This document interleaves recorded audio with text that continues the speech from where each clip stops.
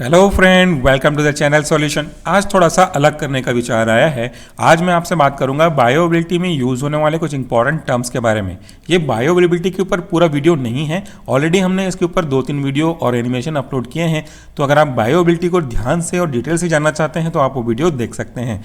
आज केवल हम बात करेंगे कुछ basic terminology use in bioavailability. सबसे पहला टर्मिनोलॉजी बायोअवेलेबिलिटी का डेफिनेशन। सो डेफिनेशन कहता है rate and extent of drug absorb from dosage form that reach to systemic circulation is simply known as a bioavailability। अगर इसके वर्ड को बायोफर्गेट करें तो बायो का मतलब होता है लिविंग ऑर्गेनिज्म और अवेलेबिलिटी रिप्रेजेंट करता है ड्रग को। सो कोई लिया गया ड्रग कब और कितना और कैसे आपकी लिविंग सिस्टम पे पहुंचता है, इसी की स्टडी बायो अवेलेबिलिटी कहलाती है। और इसका जो इक्वेशन है वो सिंपल सा है, AUC oral administration divide by AUC IV administration. पहला वर्ड आ गया अब हमारे पास। What is the meaning of AUC? That is called A for area, U for under and C का मतलब होता है कर्व। सो एरिया जो कि कर्व के अंडर हो, उसके नीचे हो, वही एरिया अंडर कर्व AUC कहलाता है। किसके लिए? ओरल ड्रग के रेस्पेक्ट में। जिस भी ड्रग को अगर आपने ओरल रूट से दिया उसके रेस्पेक्ट में, वर्सेस या इसको हम लोग कहें डिवाइड करें तो उसी AUC जिसको आपने IV ड्रग से दिया है। तो दोनों के इस डिवीजन को या इनके बटे को हम लोग हिंदी में बोलें तो जो आएगा रिजल्ट आपका वो बायोअवेलेबिलिटी कहलाएगा। ये देख लीजिए इस ग्राफ में पीले कलर में साफ लिखा हुआ है AUC, यानी कि ये जो पूरा एरिया आप देख रहे हैं ग्रीन कलर में और आपके येलो कलर में, तो इस पूरे एरिया जो कि कर्व के अंदर है यही AUC कहलाएगा।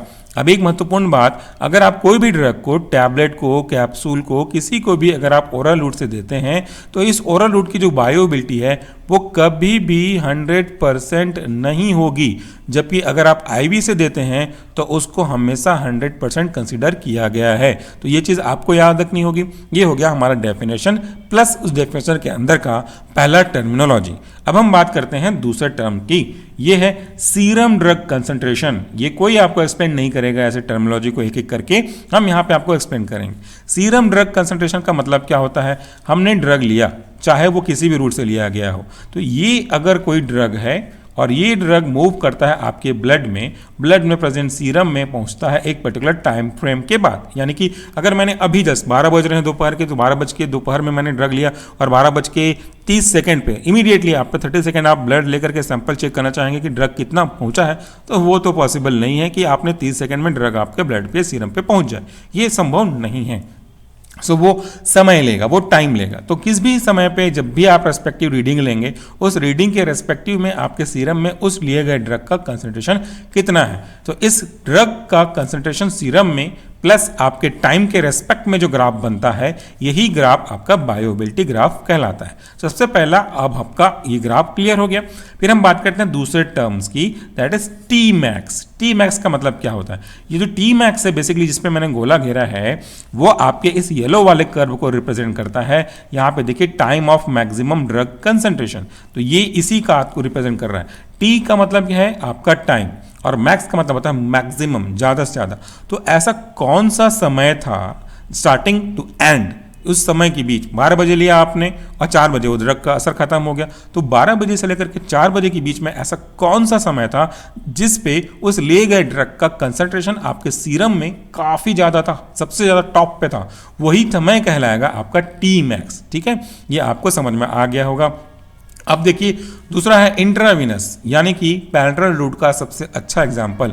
अगर मैं किसी भी ड्रग को डायरेक्टली आपके ब्लड वेसल में इंजेक्ट कर दूं तो ये जो ड्रग है आपके ब्लड में मूव करना स्टार्ट कर देगा, तो यही रूट आपका IV रूट कहलाता है।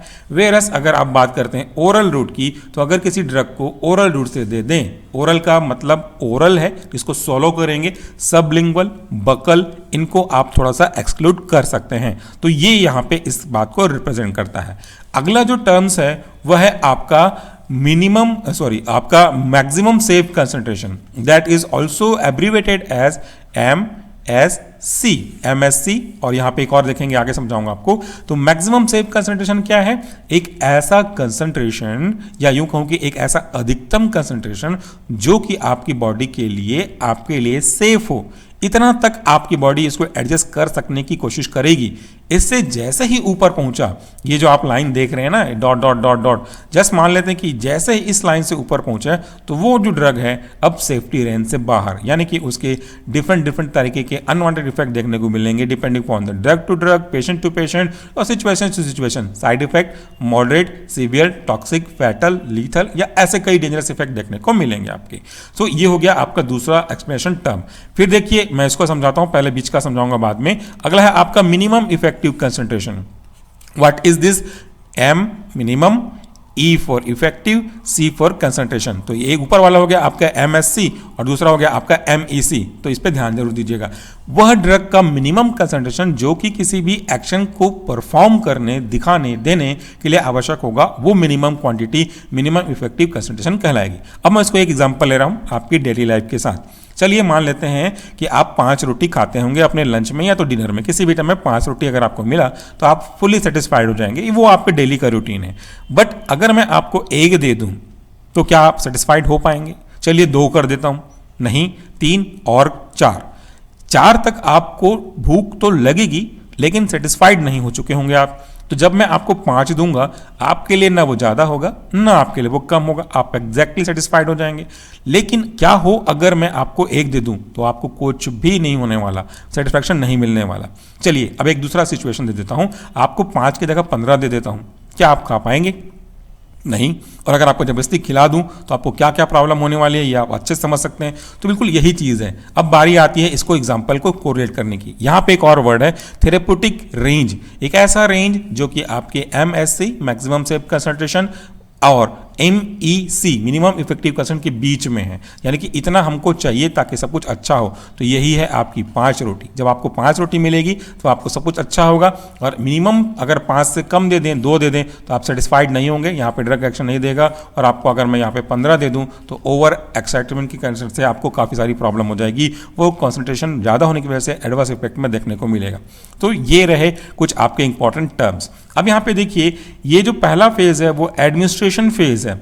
जब ये मूव कर रहा है इस तरीके से तो ये आपका एडमिनिस्ट्रेशन फेज है। वेरस जैसे ये डिक्लाइन हो रहा है इस तरीके से, अगर आप इस ग्राफ में देखेंगे या इस ग्राफ में देखेंगे तो ये है आपका एलिमिनेशन फेज। तो ये हमारे बायोएबिलिटी में यूज होने वाले कुछ बेसिक टर्मिनोलॉजी हैं जिनका जानना आपके बायोएबिलिटी के रिस्पेक्ट में बहुत ही इंपॉर्टेंट है। डिटेल वीडियो ऑलरेडी अवेलेबल है, वो भी आप देख सकते हैं, आपका कॉन्सेप्ट हमेशा क्लियर हो जाएगा। So at the last, thank you very much for watching this video. नमस्कार, टेक केयर।